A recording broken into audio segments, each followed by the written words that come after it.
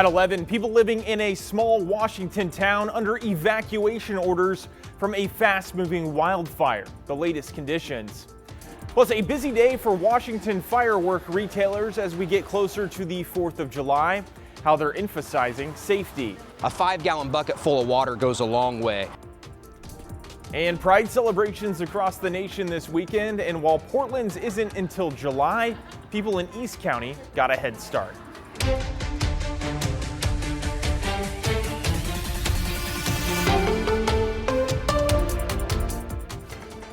Thanks so much for joining us here at 11. I'm John Adams. A fast-moving wildfire prompting evacuation orders on the Washington side of the Columbia River Gorge. The fire is burning through grass and shrubs and threatening homes near the town of Lyle, Washington. Kyle Leboshi raced out to the scene shortly after the fire started and has an update.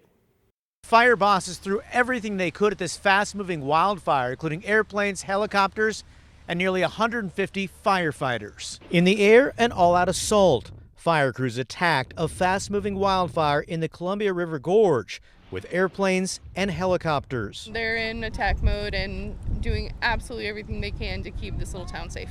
The aircraft dropped fire retardant and pulled water from the nearby Columbia River to help douse the flames. The fire broke out midday Sunday and burned through rugged terrain, grass, shrubs, and timber. Fueled by strong winds, it threatened homes near the small town of Lyle, Washington. Officials ordered level 3 go now evacuation orders. Well, people are asking, are you going yet? And we're like, no, we're ready, but not yet. Neighbor Jessica Smith watched with her 2 young boys. So pretty much the fire's up there.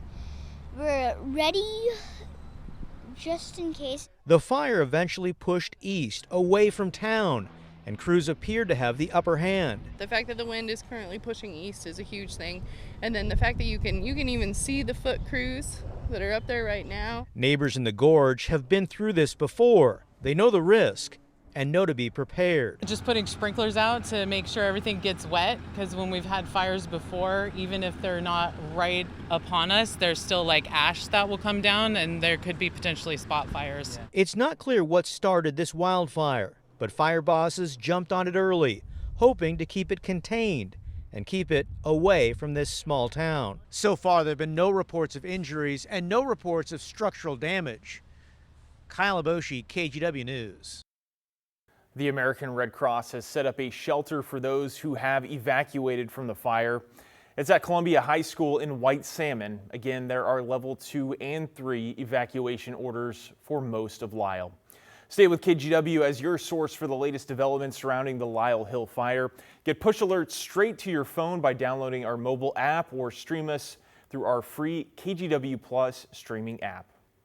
Let's check in with meteorologist Joe Ranieri to check on those conditions through parts of the Columbia River Gorge. Joe, the winds going to be a big factor for crews out there, right? That's right, and Kyle was just alluding to that fact in his story. And the wind gusts have been anywhere from about 30 to 40 miles an hour, and that's going to be the wind speed going into tonight and a good part of tomorrow. Now, that wind advisory has since expired a short time ago throughout parts of the Columbia River Gorge. But look at the Dalles in Pendleton.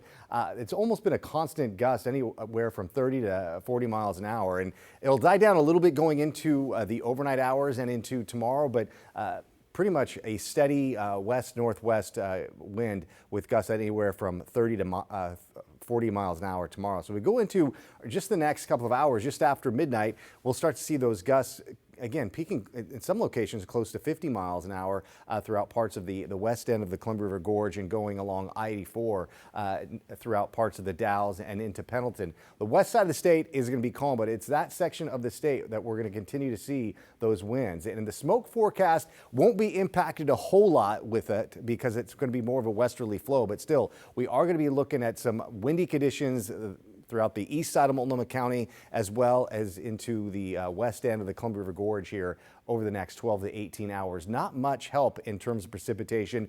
If we see anything, it's going to be light rainfall amounts going into tomorrow morning and into Tuesday morning as well. What we saw yesterday with those good soaks, yeah, they're not going to be reaching the Columbia River Gorge. In fact, we're not going to be seeing much of heavy downpours over the next couple of days. I'll talk more about that in just a few minutes. All right, Joe, thanks so much.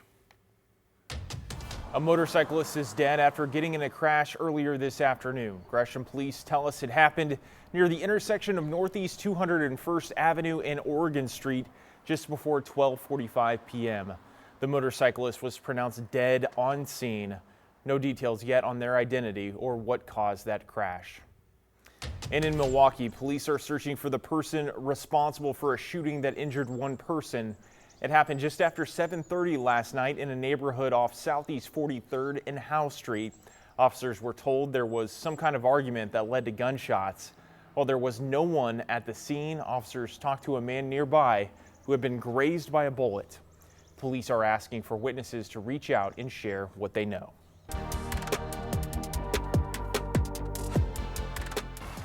Well, the 4th of July is less than a week away, and this year's Independence Day being America's 250th birthday, people are ready to celebrate. With that in mind, fire and fireworks officials are putting even more emphasis on fire safety this year.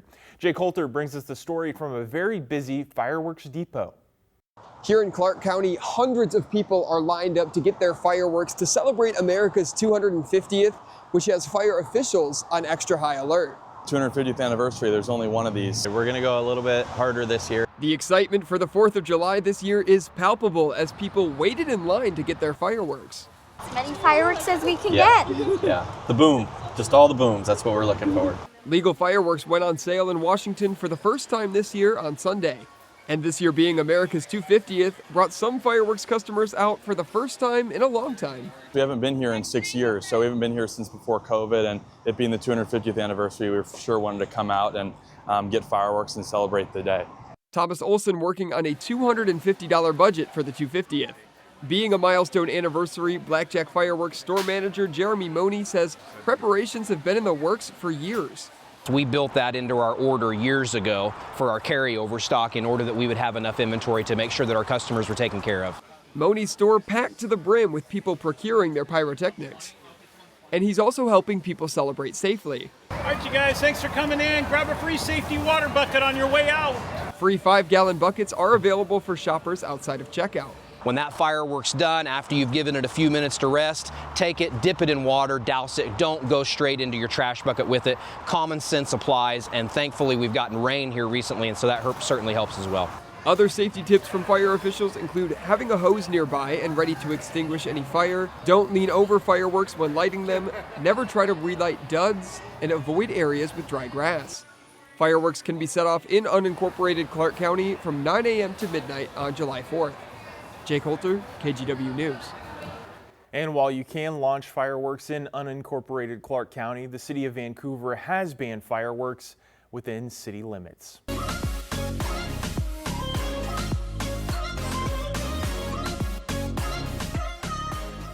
Pride parades were held throughout the country today, coming together in a sea of rainbow, all to celebrate each other. Excited supporters along parade routes cheered for the vibrant floats traveling down the streets in Chicago, and tens of thousands of people came together in San Francisco, packing the parade route. In the Twin Cities, just as many people marched in downtown Minneapolis, holding up a huge LGBTQ+ flags.